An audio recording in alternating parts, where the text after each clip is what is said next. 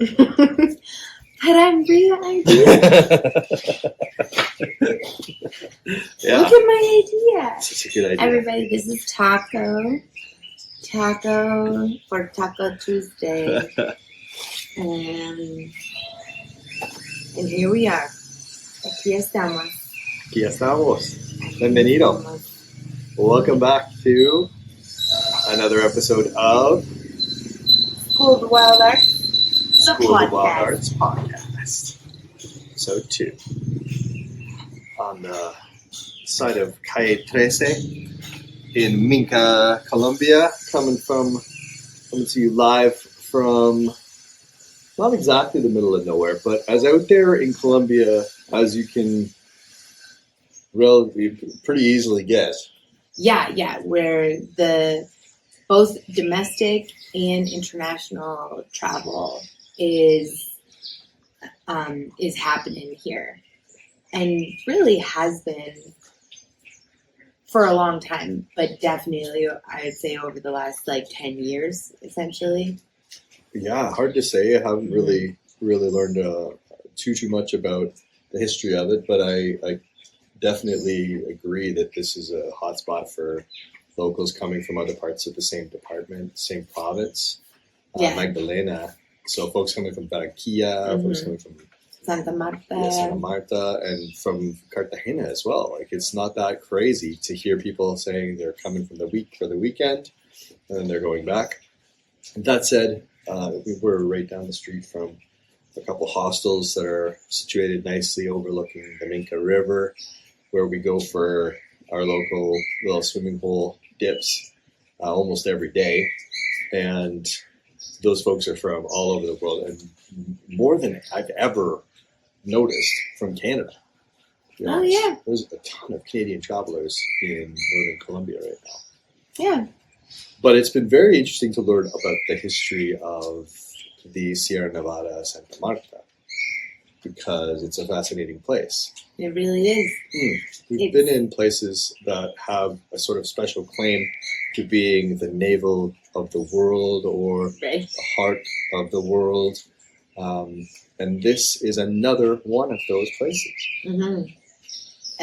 The Sierra Nevada de Colombia is the tallest coastal mountain range in the world, and as such presents a mini Earth, essentially. I actually don't know the space exactly, but within hours you're traveling from desert to lush jungle to snow-capped peaks. And it is its own mountain range. Yeah, in a very small period. Yeah, you've got it like that on in a very tight set of environs, i.e. from 42 kilometers from the sea, sea level to snow caps to 5,800 meters above sea level. Snow caps for the tropics that means something. Yeah. That is meaningful, right? And we think of snow caps as of course there's snow up there at the top of this mountain in the Rockies or on our coast mountains. Yeah. But for the coastal mountains here to have perpetual glaciers, that's meaningful, because it's nice and warm. There's at least 8 different bioregions or biomes in this mountain range. And of course, it's right up there with Costa Rica in terms of biodiversity. But even more interesting, though, is how many species are actually unique to this department, to this bioregion. Yeah. You're right. So that's a little mind-boggling, really. True. They don't necessarily, we're not in direct contact with a lot of them, because we definitely have noticed, wow, Costa Rica is still so far just top for actual wildlife encounters or for wildlife viewing.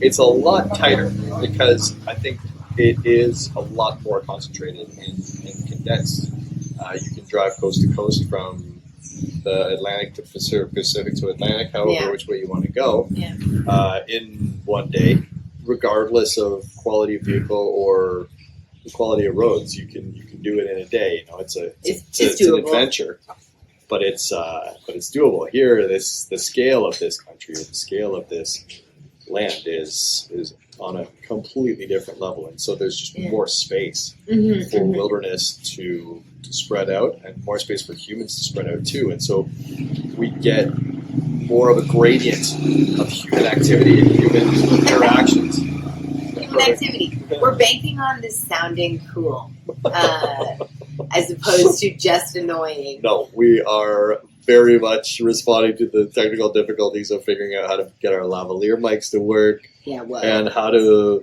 use Final Cut Pro or DaVinci Resolve or CapCut to sync audio and video afterwards. Oh, no. Oh, okay. Right on. And so the kittens are welcoming back after a failed mission to the nearby sanctuary. This is one of our most grateful and beautiful discoveries in the town of Minca is this other young family. They're like fully multilingual. And they have another little kid over there named Sierra with lots of little animals. And they like to play together. It's a beautiful garden where all the birds come. Alpine. Well. Look who it is. So the kittens came back the very next minute. Oh, that's too bad. Sorry about that, little ones. And do you want to say hi? Oh, yeah. Robin, want to say hi? Yeah, sure. To the chair. Say hello to the chair. Admire our super high-tech setup. It's incredibly high tech. Actually, Robin, could you please confirm that we're still recording? Yo, you are still recording. Okay, can you take a couple pictures for the thumbnail? Oh, yeah. Just hit the white spot. Get together and smile. Look at the camera. All right, hit a couple. Nice. All right, sweet. If you don't mind, we got a Hashtag chocolate bread. Oh. Hashtag puppy dog. Sorry. Perrito. Well, we'll leave it guys to it. So here we find ourselves in Minca, where the feeling after. Whoops. Do you guys want to take the pup? Hey. I will gladly take the pup. All right, come on back and get her. Do you want to do you want to tell the story of what's going on with this little pup? Oh yeah. It's kind of your story Except itself. that you're gonna want to eat the bread before you or, puppy and tell you pen what. Oh, do not mix. Good point. Why don't you come back in a minute or two? Alright. All right. He'll be waiting. Oh, You're teasing him, baby. Don't He wants tease some. him. He wants some. You can't have the bread. It's not. How's his good tummy for you. feeling now? I think it'll be all right. Okay, because we were trying not to fill him up too much, but I mean, if you have eyes to see, or like ears to hear, were I to rattle a pan along his rib cage, it would sound like a xylophone. Yeah. This guy is in rough shape. We have a small used up yogurt container full of the blood-sucking parasites that we were able to dig out of his ears and toenails between his toes. And by we, I mean Bree and Robin and Avery. I was along for the ride and adding some helpful first aid information, but these guys had the knack. I exploded a couple and managed to pull one out. Definitely done my time with ticks and people, goodness knows. Yeah. But this little guy was a total champion. Can anybody confirm or deny that dogs have like an instinctual happy place that they go to when they're in extreme discomfort? But somebody's like helping them. Yeah, but maybe? but they know. I've had this experience with animals before. There was a time we were fishing in Lake Temagami, and we found we found a loon, a common loon, in the middle of Lake Temagami, and he was fully entangled in a fisherman's line. Mm-hmm. And it had been cut loose. It was a snag, so he was basically rooted to a spot. Thankfully, still, he wasn't tangled up underwater, because that could have been curtains for the buddy. But he was anchored. Let's put it that way. And this is one of those occasions where you get to appreciate the size of this animal. Yeah. And the preternatural way that it has with you, because its red eye, this one, knew that we were simultaneously like dangerous and discomforting to it, but also its like one and only hope. And so this thing cooperated fully as we slowly Obi-Wan. untangled it and cut this bit out and removed this piece. And by and by, we were able to totally free him from. Well, it's a 50-pound test. It felt like because we couldn't snap it easily. Thankfully, we all had pocket knives and the time and space to do it. And next thing you know, he was like paddling circles around the canoe.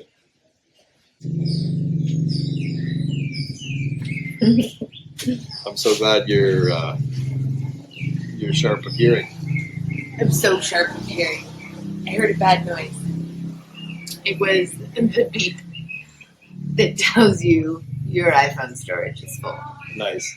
All right. Yeah, and I mean, it should go without saying that we are doing this in not a bargain basement way. We have technology. We just need to figure out how best to use it.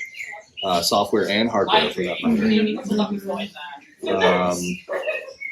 So we have these Bluetooth lav mics that need a charge, and then we've got some software that can stitch together audio and video in case you're recording them in different ways.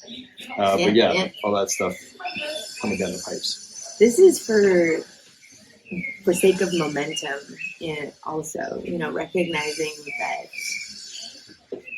step by step, the longest march, and puppy life is fully interesting. You can go chat to Robin.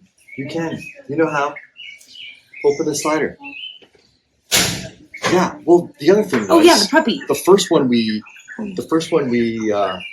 Perfect timing. Avery, come tell the story of how we got this dude. Okay. What I'll say though is just to not lose our thread. Mm-hmm. The first episode, in case you're, really trying to catch up on where this story has come from. Last week, we released on Wednesdays. Last Wednesday's first episode, just audio, was recorded surreptitiously on Bria's phone. In the console, the cup holder. Yeah, of our rental car. As we were driving from the hairiest wherever, drive. from Toronto back to Peterborough, basically over the holidays. Mm-hmm. And I didn't know what it was going to sound like. Thought it would be like the equivalent of when people say like, "This was recorded. Did you take this in video?" a tin can? Yeah, or on a potato. And it was pretty decent. I thought you could hear the sound of my horn honking at all the terrible Mississauga and suburban drivers. And that was Avery made fun. a cameo because at one point you piped up and said, I'm hungry. But now we'll give you a little bit more of a feature because... Speaking of hungry. Yeah, speaking of hungry, we had a little buddy appear on the scene yesterday who wanted to tell us a couple different things. What's going on with this little buddy? So we've had this little guy like 1 day now. And his name is Taco Tuesday, Churro, Caramel, Dulce de Leche, Minca, Cluck. That's a very good kennel name, and well done. Say it one more time for the camera, just because Buckshot went by on the scooter. Taco Tuesday, Dulce de Leche, Minca, Churro? Is it churro in there? Wait, churro. Again, from the top. Okay. Taco Tuesday, Churro, Dulce de Leche, Caramel, Minca, Cluck. There you go. He's well named. But With a his Mexican name theme. is Taco. And So. me and my mom were out at the park playing. Hide and seek. Playing hide and seek. And then this little one was hiding. After a couple rounds of hide and seek, we were getting ready to go to dinner for Taco Tuesday. Yeah. And then this buddy popped up and just started rolling around. He's so skinny, but he was so sweet. And came right up to A. We could maybe add in some of the shots of like the first couple of moments of meeting Taco. And then Avery picked him up and we walked around the park to just ask the local, storekeepers and the market people who were around. Yeah. What were we asking? Well, I thought I would do that part because I was asking. Are you familiar with this dog? Yeah. And what did everybody say? No. Yeah. And then we saw. Then what happened? And then we saw this guy named Sebastian. Mm-hmm. And then, like, we talked, and then we went to this, like, animal vet sanctuary thing place. Yeah, he took us. And then he gave us some stuff because he had sick cats, and then he didn't want the puppy to get sick. So that's why we're taking care of him. Yeah, because there is a guy here, Johnny. And we haven't learned more about how Johnny operates, but he gave us a crate, and what else did we get? And soap, and like something else. Some special soap. But we spent a lot of time so far just removing many little beasties that have been living on this dude. It was a really hard moment because this just a little backstory here is that I'm gonna go way back. This is part of my story that keeping animals and being an animal carer has been part of both of our upbringings. My mom and sister in particular have always been like the animal lovers, like capital A, capital L. And I was, along for the ride, diligent, like learner and carer, but very much not interested in actually being the primary caregiver and owner of any said fur babies. And mainly because I wanted to travel. And I always wanted the freedom to travel. And over the last year, we've definitely encountered various furry and feathery friends. And they have been a huge part of our connection to places and to other people.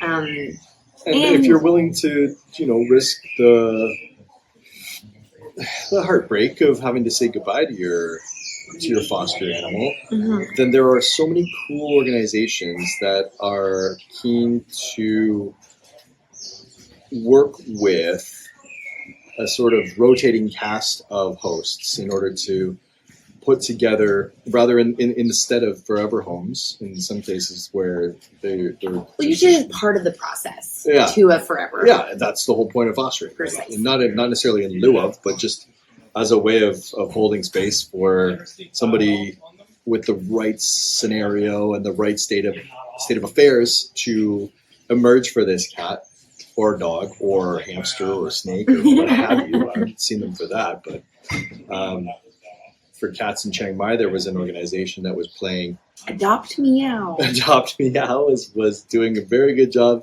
of organizing volunteers to move their animals around. And Marvel, the cat who landed with us, was like a gem. Such a gem. And what a beautiful little being to have. The most dog-like cat I've ever known. Totally. Like, to the point of like instant, as soon as you walked in the door, just laying and rolling around onto the back to get a belly scratch. And just I was plugged into like feeding time as any dog that I've had. Just a really good cat that we'll miss. But in the meantime, this one's a little different because this guy is part of no such program. Yeah, we're the first contact, right? And so it is a different thing. They're a devil. Then I'm in the safe chair. By the way. You guys, we're just talking about. No, it's not. We're talking about how making furry friends along the way has changed. Well, for us, because at home for the longest time, I was like, no, we can't have fur babies because we got to hit the road. And then, ironically, we're actually having more pets while we're traveling than we were before. Exactly. Or at least as many. As many. And that, because I do think that these animals I recognize, of course. Trying to make me the ball. All right, guys, are you in or are you out? Are you 'Cause coming this side of we the can camera? have one big conversation with everybody in it, and I'm willing and happy to do that. But we can't have like multiple conversations all at the same time. Bye.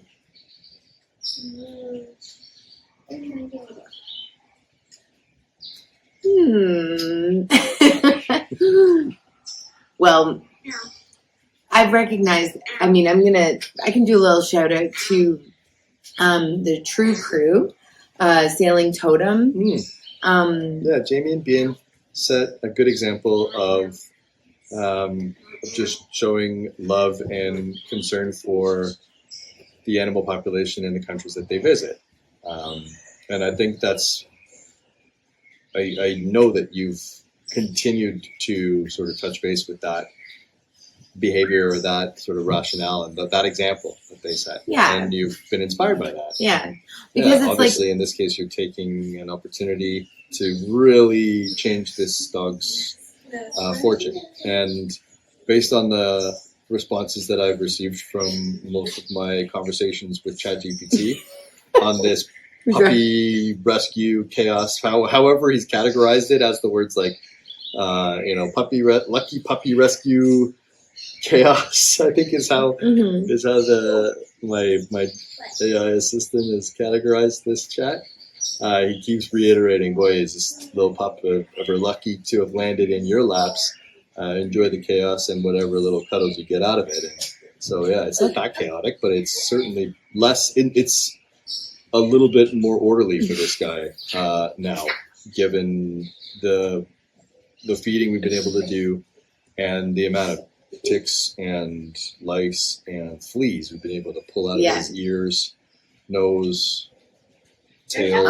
Actually, nose maybe not is the only one. In between the toes and the ears. Yeah. I'd say that let's not jinx ourselves by saying that everything's fine with all the other parts of his body because he hasn't had any of his shots yet. I'd be willing to bet. And so we've got a list of things to do for when we get to Santa Marta. Sweet. All right. Well, we're 12, 15 minutes. Oh yeah, getting Don't you worry, baby. We got lots coming down the pipes for our next big visit to town. But we thought we'd open up with a quote. This is one that we often start courses with when we teach either like a language learning outdoors or a high performing teams course. We often start with a quote that reiterates for us what we think of as one of the sort of unique selling points or major value propositions, to put an entrepreneurial term to use here, of our way of life as sort of canoe trippers or canoe guides. And that is from an old 1944 personal essay called Exhaustion and Fulfillment. And if it's okay with the peanut gallery, do you mind if I ask for a bit of quiet?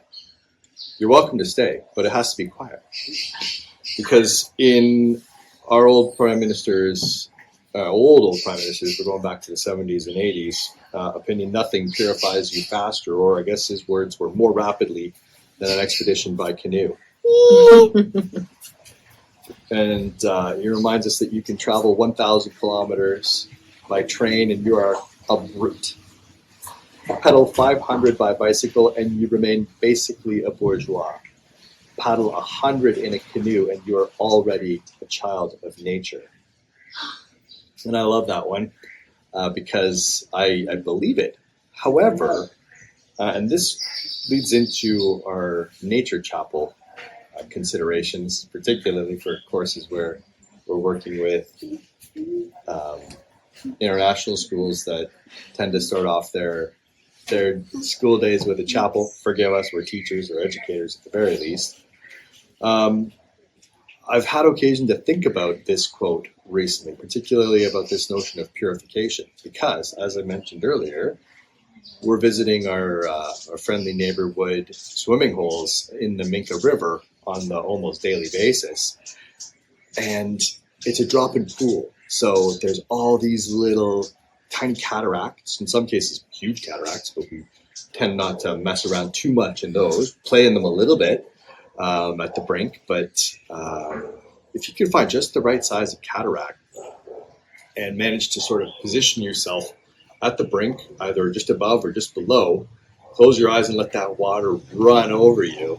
That is a very physically and spiritually purifying practice, especially when you can sort of visualize all of the little extra bits and pieces of problems or concerns and tasks that tend to just sort of float around the margins of your quotidian consciousness, even when you're out and about enjoying time with your family or running errands.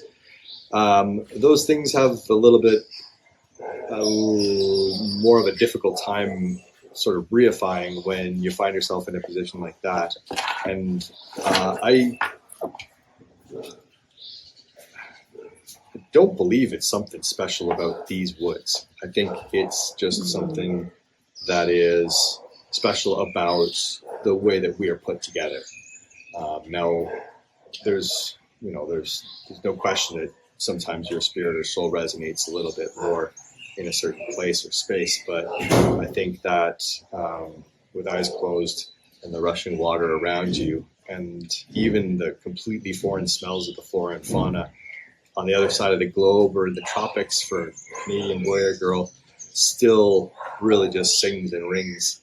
And I've been just really appreciating the purification of this beautiful river. So that's my little contribution to our nature chapel, along with our opening quote from an old, and I hope, this is the legacy of an older prime minister, withstands whatever potential sort of recent contributions of his descendants have put, up on the board of Canadian leadership. All that aside, let's not worry too much about the Trudeau legacy and focus instead on the purification. And that's all I wanted to say about that.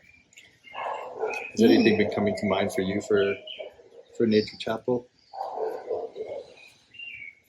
It's a beautiful concept. I mean, the first time I ever came to it was through Anne of Green Gables, who I think would sometimes skip church to frolic in a field. I picture a lot of PEI like that, although I do understand it can be a rugged place. A lot of it is like these rolling green meadows. And I picture her in a sunny field in, the middle of May before the black flies or mosquitoes get too gnarly, and saying this is how she worships. And that's a pretty, maybe that's a little naive or childish or childlike, but I don't really care. I think it's a valid observation, and it's a Canadian perspective, no doubt. Yeah, and that we also had an opportunity to go to a lovely music festival just down the road from us over the weekend. Yeah, and so that interaction did get me thinking explicitly about the work of Gurdjieff, because it's not a super duper common even close, thing to run into. Yeah. But the story basically of this beautiful space that has been created just down the road, where they have a recording studio and an open air stage to host these wonderful outdoor concerts. And they're with a focus on folkloric Colombian music. Yeah, and so making sure that these spaces are available to get really quality recordings, but also quality experiences for both local and from away folk. And it was just it was very explicit to have the conversation about how that family came to be here. And, he was like, of course you're here because, something drew you here, Many people find their way through intuition. Yeah, but it's no mistake or accident. Yeah. And and so it was like, oh, okay, just like doing. Of course, that's a part of how we're here, and then for him, their story about crossing paths with I believe it's Moma is the name of the elders, like knowledge keepers of the Kogi people, who are an indigenous tribe to the Santa Marta, to the Sierra Nevada de Santa Marta, and possibly direct descendants. I think, of course, descendants of the Tairona people. In any case, of the Ciudad Perdida fame. Of Ciudad Perdida fame. Of Parque Tairona fame. Yeah, that's right. Yeah. Where, anyway, basically we're talking thousands and thousands of years. These people have been here practicing, living in harmony here with the Sierra instead of up in our neighborhood. It would be Turtle Island, but here the mountain is the mother, and they still live like in the mountains, and their wisdom that they share, is what basically instantly brought this couple to the mountains, 13 years ago or something. Yeah, and it was. I appreciated their enchantment with having to kind of try to wrap their heads around, because they're American, wrap their heads around the unbroken chain of ancestry, whether spiritual or physical, to their primordial forebears. Mm-hmm. They believe that their MO, their mission remains unchanged from when they received their purpose. Yeah. And so, whereas for us, for European settlers, who, despite our best efforts to touch base with Chikala or whatever your local ancestors' hometown was that they left from, either Scotland or England or Ireland, or in my case from Calabria, up in the mountains there, where we were proud to witness the land that our people were from, that our genetics emerged from. There's no story of a traumatic rupture. There's no story of a way of trying to wrap our heads around why we feel as though we're incomplete. They're missing that. They don't have this Adam and Eve moment of rupture, of banishment from the garden, of primordial shame. There isn't anything like that. And neither do they have a real sort of traumatized story of like a rupture through the colonial adventurism of the Iberian Peninsula. Taking the gold from the mountains, it does. Oh, yeah. Does feature. Yeah, you're right. I've seen that actually, and read that a little bit too. Somebody interviewed an elder who was able to very clearly say their greed for gold is drying up the mountains. Mm-hmm. Yeah. So right. Of course that's more Big Brother wisdom. That's they regard themselves as big brothers. That's more their big brother wisdom, which they regard as a mandate to provide to the younger brother. Anybody who's colonizing, anybody who's visiting, and that goes for Colombians that have been here for 400, 500 years. Yeah. Just like the same sort of colonial timeline that we have back in Canada. Mm-hmm. Similar anyway. And Santa Marta is one of the oldest colonized parts of South America. Yeah, 1500. Yeah, so we're in a geographic, locale of initial contact. But also some of the least disrupted, because in the Sierra, in the interior, it's so rugged that it's gnarly. They didn't. Yeah, it really has not been, according to what we've learned so far. Okay, so we're still on. It's still early days. Yeah. It's still early days.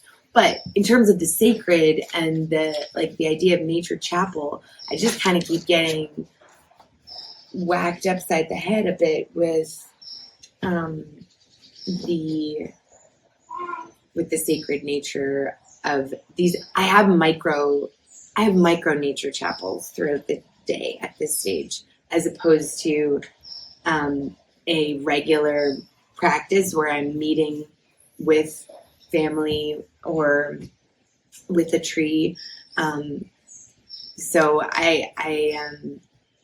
we're, as you can see, as part of this, what we're doing right now is the momentum and the practice of things has not yet like settled, and so we have these ingredients that pop up, but it's impossible not to be aware of the spiritual connection that I do have to the place, and definitely the place. And I think sometimes it's easier for me to acknowledge that to the place and the plants and the non-human animals than it is to create meaningful connection off the bat with people. So yes, we're definitely practicing that meeting with yourself. I just think when you're somewhere that's so full of it, like I'm breathing in and we can breathe deeply here. I'm also really grateful because I think I'm like 99.9% over possibly the worst respiratory thing I've had in like such a long time. Going from living in Chiang Mai, Mai, where our air quality was on a steep trajectory downhill after the rice harvest, and is probably getting worse even now. It would be, yeah. Sorry to say to our friends back there, Unity, I hope you're hanging in, folks. But being somewhere where we notice, like you can see the smog and you feel it.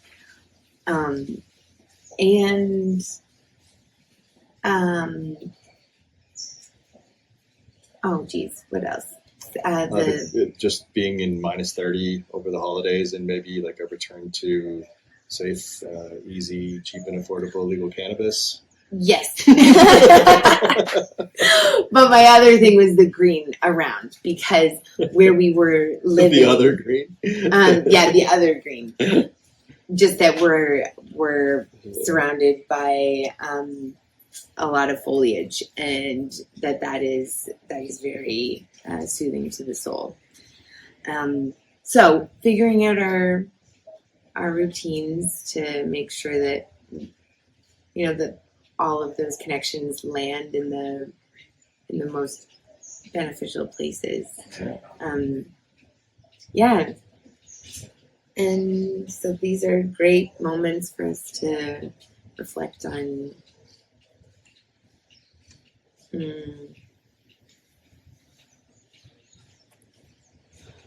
knowing that we do already have. I do mean to get pretty woo-woo, actually. I think it's almost because we're because you say like, oh, it's naive and childish. I'm like, then we're on the right track. Because that is a big part of your purpose in life, I think, is to carry forward the wealth and breadth of wisdom that experience affords you without hardening your heart or becoming so cynical or forgetting to learn and to continue learning with the heart of a child. Yeah. And the heart of that sort of innocent, hopeful, and loving being that we sometimes take for granted that everybody has innately accessible to them. Whether or not that's a fact is probably worth a little bit more of an exploration. But I'll tell you, part of what's brought us together is being seekers of that type of freedom, of that type of purification, because we're hopeful and we're loving, and super wise and growing in wisdom, but working on ways of burning off or purifying ourselves from the way that our hard-won wisdom and experience has also managed to kind of toughen our skins a little bit. Yeah. Go easy, kiddo. This is a pretty touch-and-go system here. All right. No, I love it. I thought when you were bringing up Sunita Selva that you were going to refer to the dance too, because we listened to three or four different performers. There was music from the Andes, because we're not in the Andes. We're in a one-off, unique, one-of-a-kind, most highly endemic place in the world. We're part of a different mountain range. We're not part of the Andes, but the music from the Andes is still, we still like to bump to that. So we had like this beautiful couple, family, lovely couple with like those little the flutes, like pan flutes. Yeah, and some pretty solid guitar work and beautiful voices. And the sun was just the setting was fantastic. Down and the flies were tame. The Hane situation in Minca is bananas. You don't hear enough about it. You can't, like, even for Canadians, they're not black flies. You can't see these guys. They're no-see-ums. They're the gnats. But they do what black flies do. They take a chunk and they this is my nail. Draw blood. Yeah. But you don't feel them, and then you're not really itchy until they're long gone. Yeah. It's bananas. But yes, Sunita Selva and the dance. Yeah, there was a dance yourself clean kind of moment. Bare feet on the ground. It was wonderful. And then eventually, when Nelda and sus tambores hit the stage, Nelda Pina, then you had a chance to bask in the command and the childlike love with wisdom, rhythm, and melody of this. She was like, how do you put her? How do you describe this? She's a force for sure. For sure, yeah. Well done.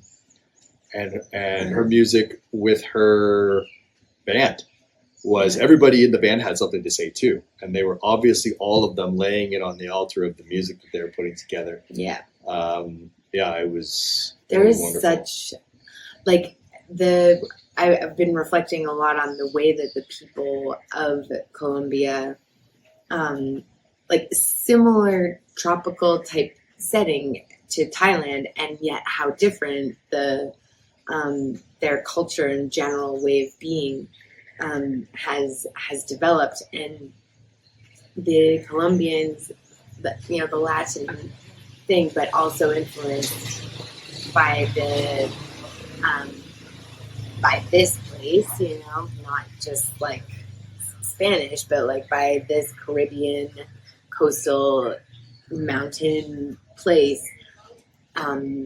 Their passion and their warmth, everything is like really, like, you can just hear it and feel it. The way that they sing is like, they have soft, and then they have just this like this way of firm and but not loud.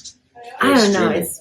We should probably share some, I think, because it's the kind of thing that we don't want to spoil anything where we go, but then we also, that's the whole point of some of this that is being shared with us along the way, is to keep stories alive by sharing them. And so making it possible for Nelda Pina y sus tambores, and she's 78 years old, make it possible for them to keep performing and recording so that there is a canon and a culture moving forward. The cool thing is too that it's already been remixed like a bunch of times, so by a younger generation of Colombians also. Oh yeah. Because everybody was there at this music festival. Yeah. And her gravitas and magnetism is undeniable. Yeah. And so she is a massive influence on her inheritors are people from everywhere of every age. Yeah. And they're gonna want to do something with it, whether it's with the original primary source or with their own interpretations. And so you're right. There's cumbia, and there's electro remixes, palenque mixes. It's pretty sweet, man. And that don't forget Hakana too. The And Hakana yes. is this wild, like gnarly, gigantic, long-legged, massively footed, like shoreline bird that has like a tremendous degree of sexual reversal, if I'm not mistaken. I think it has something to do with like polyandry, or like the males have like a significant amount of parental investment as opposed to most birds, or something like that. Hakana is an interesting test case if you're into, your ecology classes. So I'd have to brush up on that a little bit, but yeah, and you see them around; they're quite common. And the musical group from Minca Hakana. the name. Yeah, it brings up They're just so peat moss and birds rock. Peat moss, birds, and there's a hardcore like Raffi and all paddling puppeteer. I mean, Yeah. I met the synthesizer. Do you remember the synth solo? Oh in one yeah, of those these guys are blitzed out. Like yeah, their outfits were costumes like top, like colibri, like hummingbird. Yeah, for sure. They're like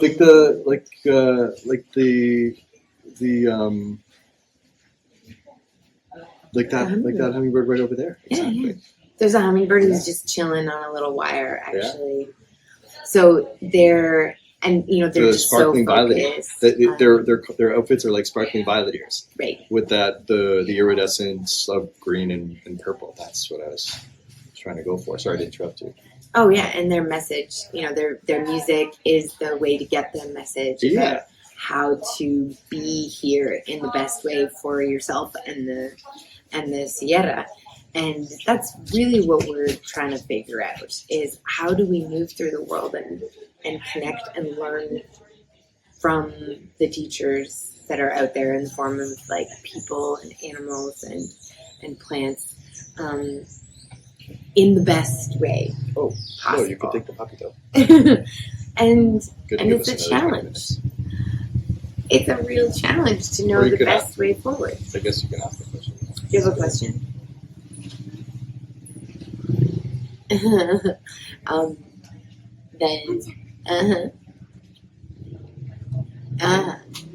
Interesting. That has nothing to Thank do you with very much. I don't think it has anything to do with you. When did anybody say it was going to be fair? Life is not fair. Take the pup. Somebody's got to watch him. Well, he's like, Okay, so I love where you were, and I'll pick back up on that because you're trying to learn from where you're at. And that isn't just about learning about the Titi Capesi Blanco, Mono Titi Capesi Blanco, like that Titi. It's not just about learning about the species and the wildlife and the plants and animals. It's also the people. And lately, one of our health hustles has made me feel a little bit more confident and competent being up in the mountains, something that I've often observed, and that is sort of a classic observation when you find yourself as a Canadian or as an American traveling to high alpine places. I know the first chance I had to experience this was in Nepal, of just young men and women from like Gurkha or Sherpa areas who, with footwear that you would take to the beach and unload many times magnified beyond what you are currently carrying on your back if you're on like a multi-day and a Annapurna trek or a base camp trek to Everest, and nevertheless are making much quicker work of it without breaking a sweat or huffing and puffing. Their feet don't look to be made of lead.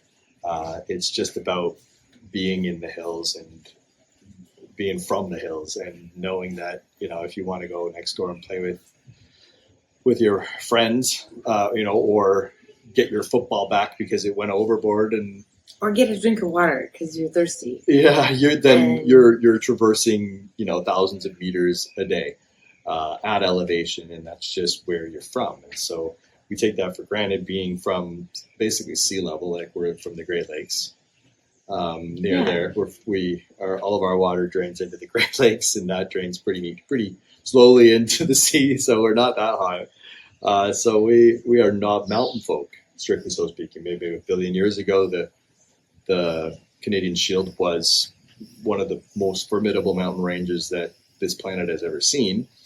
But the steady erosion of time through wind and water has changed the landscape, let's say, quite a bit. And that's what makes it such wonderful canoe tripping territory. A little different when we're up here, considering what if we're going to rent this apartment that's 20 minutes out of town and the trail goes straight up.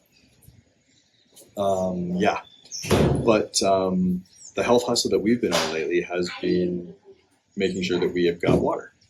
Drinking water. Yeah, so either visiting a local filter tap or doing like the locals mostly do, which is, I think they're called pacas. You get a paca of agua, and that means it's water in bags. It's been treated down in Santa Marta, and then turns into great weightlifting, a conscious. Honestly, it's the kind of activity that I feel like it comes back to like the juicer activity too, like the juicer bicycle. And the joys.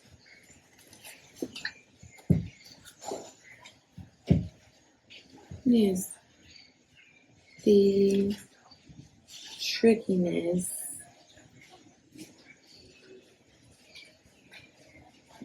I'm not sure. Where were we? Well, we were in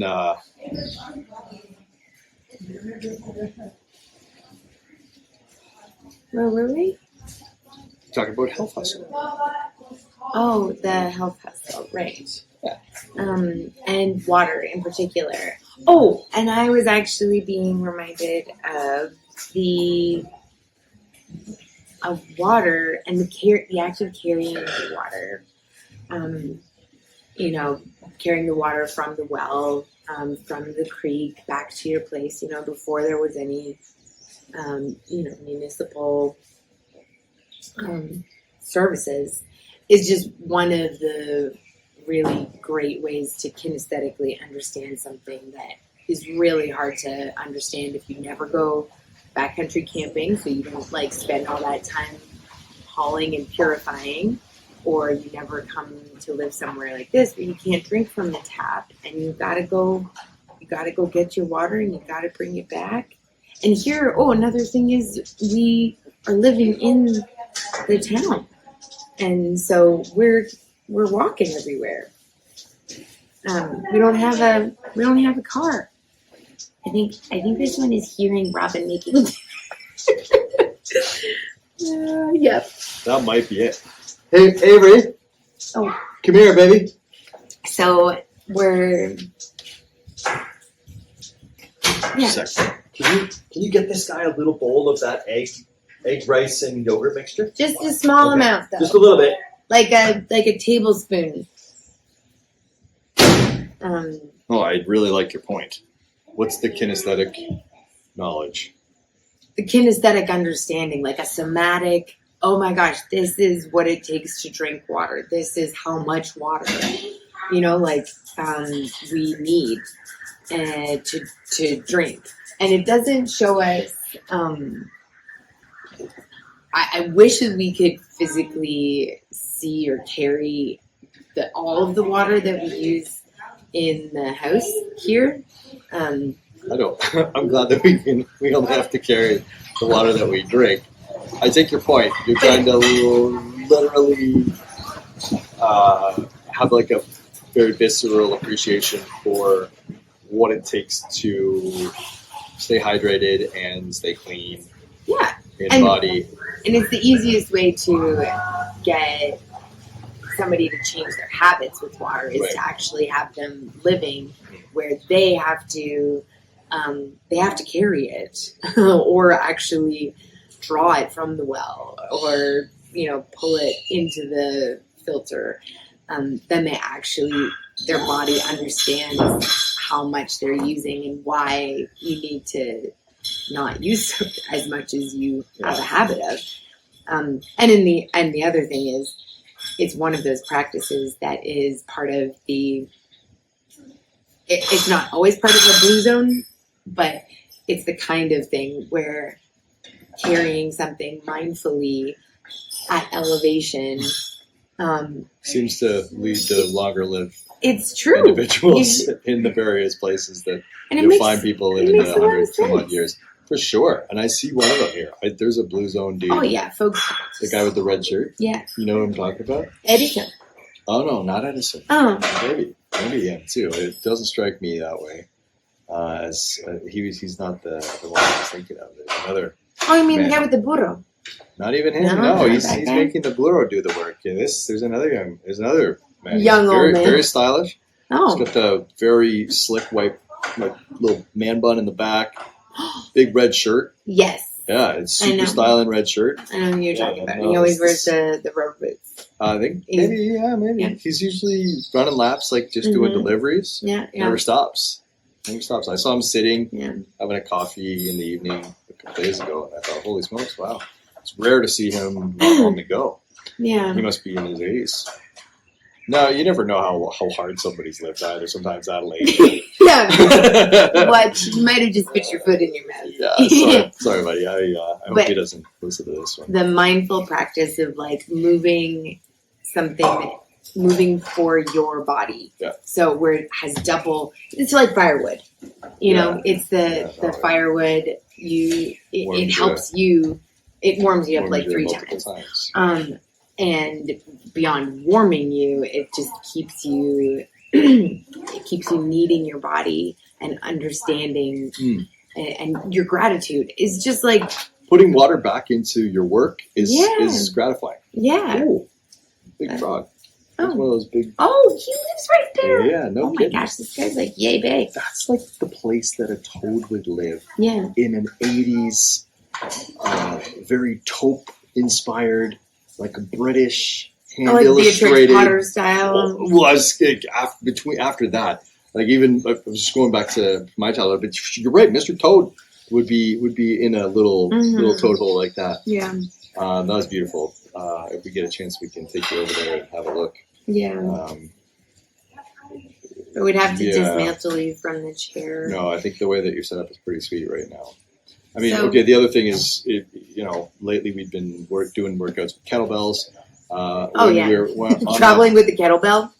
Just doesn't make sense, but traveling with a big bottle of water is starting to make a ton of sense. And then when you fill that up, so you got 6 kilograms, 6 liters of water is 6 kilograms. The water is a handy conversion for those types of volumes and masses. Then that's a pretty decent little weight to work with. Yeah. Yeah, and so your grip gets stronger. Your legs are stronger because you're carrying them. You get your balance, kind of put your spine a little bit more nice centered. And, posture becomes that much more important. And then if you're missing something that you want to rep, a couple sets of 15 kilograms in the morning never hurt anybody. These 3. Well, it totally could, but if you do it mindfully, like a kettlebell, like swinging them around. Yeah, you could do it well. So nice, right on. I like how this is developing. We've got some inspiration from the way that we build our courses, with a focus on the literature and the sort of cultural heritage of people that elevate. Exploring the land and learning on the land, from the land. And then elevating that almost to a status of worship or appreciation or awe. But then never forgetting that at the end of the day, it's a physical, you're having, you're a spirit having a physical experience just as much as you're a body having a spiritual experience. And it's hard to know whether the chicken or the egg, which one's the chicken or the egg, But that's a beautiful reminder that wild places and natural spaces are excellent vectors for improving your understanding in these forever endeavors. Yeah. Because I like the idea when you're living in the sticks in central Ontario or northern Ontario cutting firewood, just as much as learning the flora and fauna and the natural history is a forever endeavor. It never ends. You got to keep cutting seasons ahead so you can season it. And so it's wonderful to add, well, we're taking a break on the firewood situation this year again, but we've certainly added other forms of labor to our daily work, to do a little callback to the work. Speaking of, so that's a good little bit of health hustle too. Yeah, health hustle wrapped into the nature chapel, the sacredness of everything, and it sort of explains and helps to inform how we travel, because I think that it acknowledges how we can learn. Like, we know what we do for people is provide containers with friction for them to actually, there's like a safe space, but we're pushing them. That's what we've done professionally for like 10 years. We keep it really interesting, and they feel safe, but they also feel pushed to their edge, and that you need something unfamiliar to do that for you. And so that is part of what I am able to articulate is moving us around to different neighborhoods, is that it's unfamiliar, and so there's more friction here, and so we get to know each other and ourselves in a way that it's not impossible. Of course, friction exists no matter where you go, but we really resonate with that concept of you put yourself into a new place, and it humbles you, and challenges you, and then you get to see things that, and what I love seeing the connections and the similarities here too, like that we're here, and a leaf is still a leaf, and like a flower is still a flower, and the ants are, everything is different, but it's also the same. And at the bottom of everything, most of what's actually going on is ants. Yeah, ants are where it's at. And the people, I'm excited to be out, because you do find people who are looking for things, looking for something. I'm going to start to talk really woo-woo here, but anyway, I'm just glad that we're. Oh, you're right. They have unmet needs. That's a well, and language. what Chris mentioned about the levels of awake that Gurdjieff talks about, and that you don't have to move, but he did. He traveled like that was his way, his only way of getting to the teachers that he needed, was traveling, and so that is a way. But talking about people that in certain places you may actually just find other people who are. See, the thing is that woke got kind of taken over, and I don't mean let's woke. Go back beyond that. Let's go back when woke was still a really positive thing to be. It was awake. It's levels of enlightenment, yeah. Sleep, and he's cited as his touchstone, an experience. Now, in 2010, I think I don't know about everybody, but everybody that was sort of paying attention to sort of ecumenical approaches to drawing from one's own religious upbringing or spiritual background to share with the rest of the world, as sort of a global inheritance of ecumenical and and liturgical, of ecumenical liturgy, was like the Dalai Lama's 2010 Grand Tour, where which we both experience in different places and in different ways. And Chris had his realization and aha moment when he heard a Kogi elder dress down the Dalai Lama on not putting environmental concerns more front and center in his encouragements to his audience. So he recognized, this Kogi elder recognized that the Dalai Lama comes from a background that depends so heavily on its own sort of rugged landscape, the rugged roots of that Tibetan Buddhism, of that branch of Buddhism, is in the like dry, arid, high Tibetan plateau. I think, and so there was like this like fraternity or sorority of high Alpine priesthoods coming, face to face, and there was. Chris witnessed wherever he saw this. I don't know where in the States he was from, but I'd guess somewhere. New York. Oh, right, nice one. Upstate. Right, that makes sense. The East Coast is a little more or New York City. jiffy. Jiffy. It is a lot more. And anyway, Good G. Got to be careful. We just heard Adan give us the what for pronouncing it with our. Oops. Remember? Sorry, Adan. Sorry. But anyway, and so Chris said, I got to get more of whatever these guys are drinking or smoking or chewing in this case, and he has done since.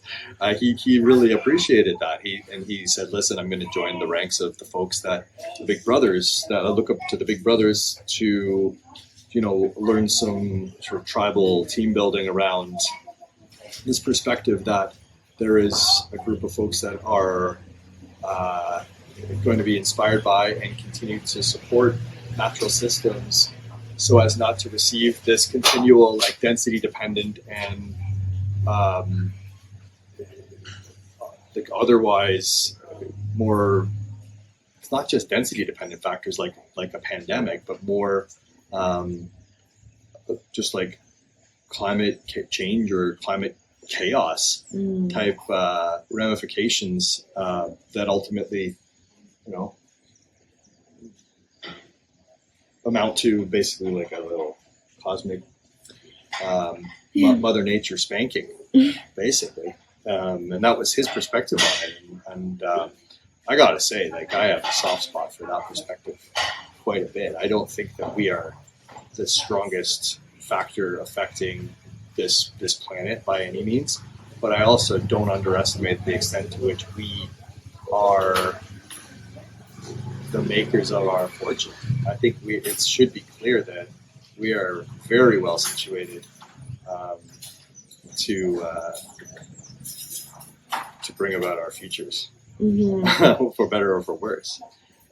And so we've put in our lot with the folks that believe it is important to look to nature, to turn to it, to familiarize ourselves with skills that have a tradition that go back to hunter-gatherer people or folks that are inspired by those traditions, in order to be able to rely on ourselves in situations where we are doing recreationally what we love doing, and to have the peace of mind that should push come to shove. Or should we decide to make a place like this our home for a longer run, then we have a couple tricks up our sleeve. I suppose. I think I was getting a little bit more romantically, the purpose thing of there's a lot of function that comes with closer connections to, when you just live much closer to your food and water sources, and the stories of how they got from source to table. Yeah, and I don't know. To be continued, okay? No, Basically, we gotta wrap it up somehow. I- This plane is not landing. no, but I think it is, in that we're.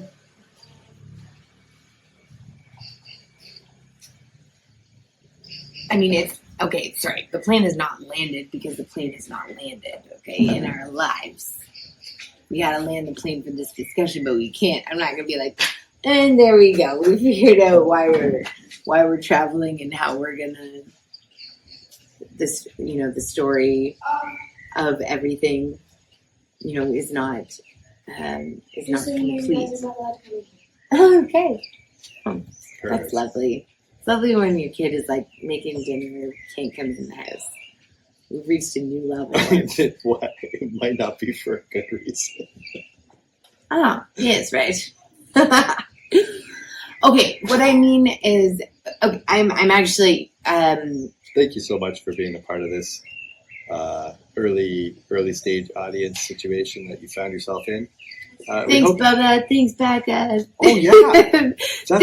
Thanks, Grandma and Papa and Mama and Michaela. Oh, and that may already be a lot. I think that's the audience. That's right. Yeah, good point. No, I'm definitely I'm sharing this with the other folks that we've met recently who are moving around, trying to find something also, because these spaces, I definitely want to explore these spaces where we have shared ideas to ingest and reflect on whenever we're like going about your day. Like, I love that idea of what would somebody be doing while they're listening to this conversation, and how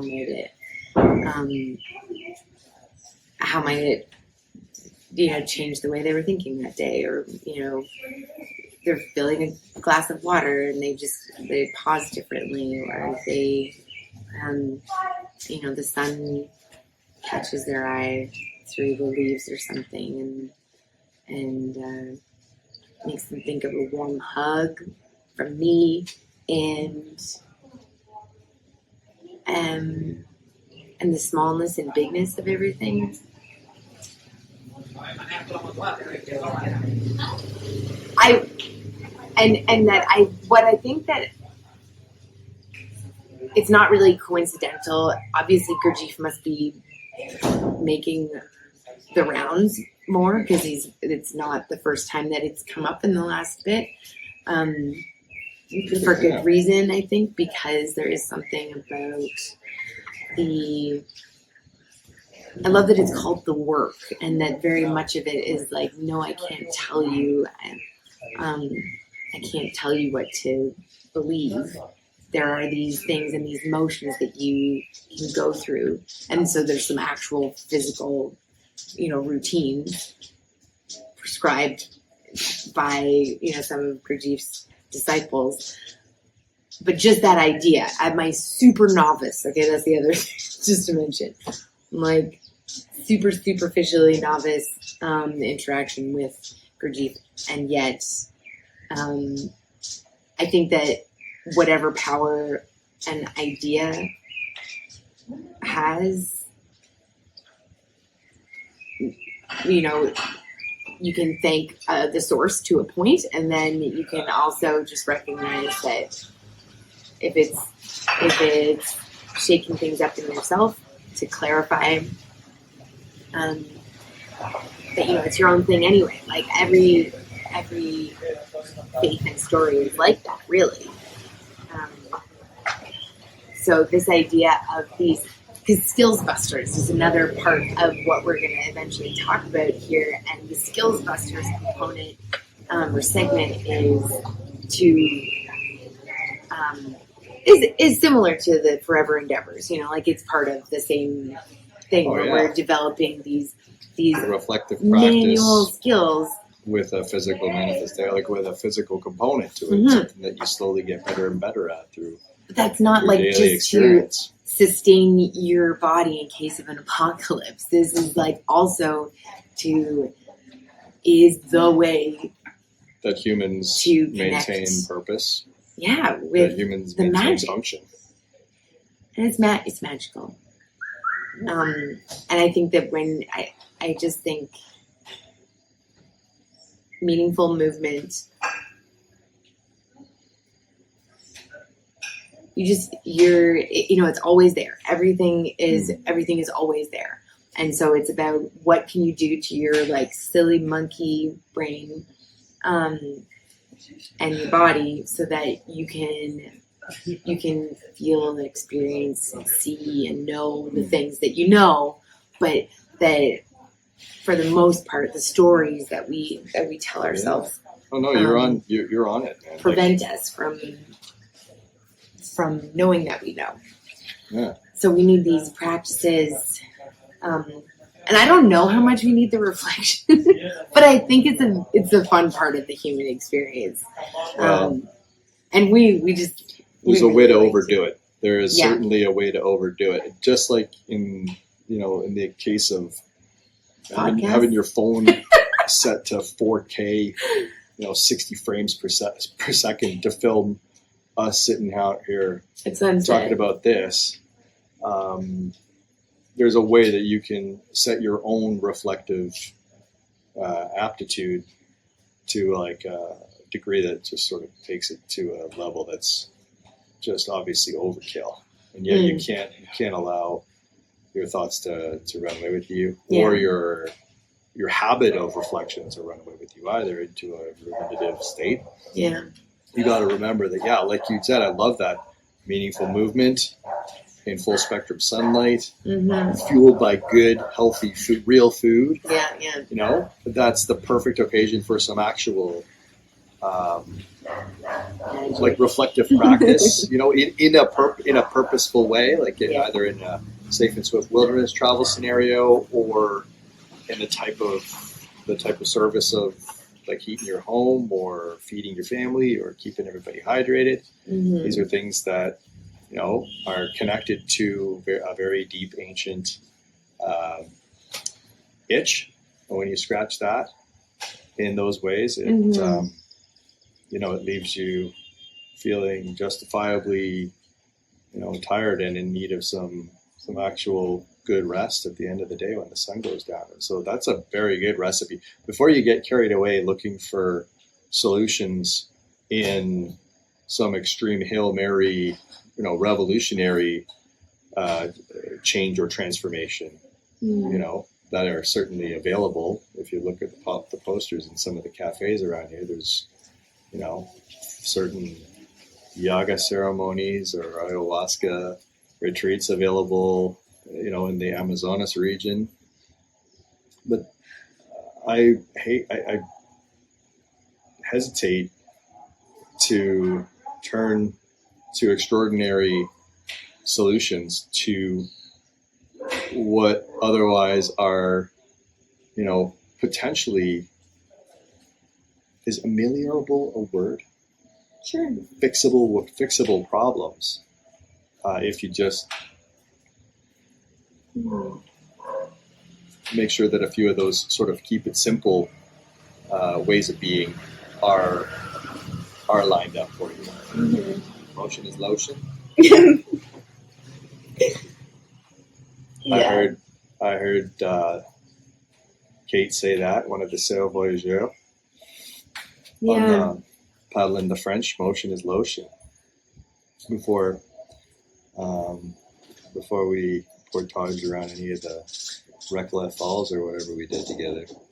Yeah, and it's sort of maybe an opportunity to bring it back full circle, because I didn't really delve into the quote at the beginning, but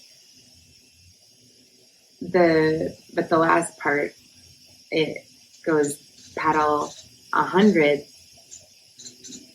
kilometers in a canoe. He said miles, but whatever.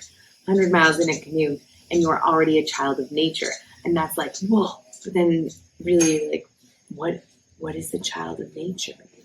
why is this such a why when we hear that are we like, oh, you know, and so that's where the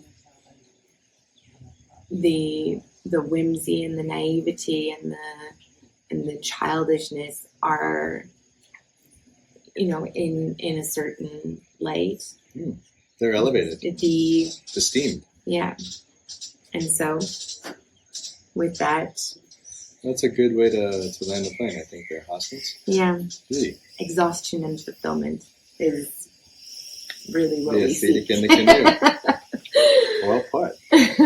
All right. I'll take that. Adios. Be good, be kind, be smart, and learn something.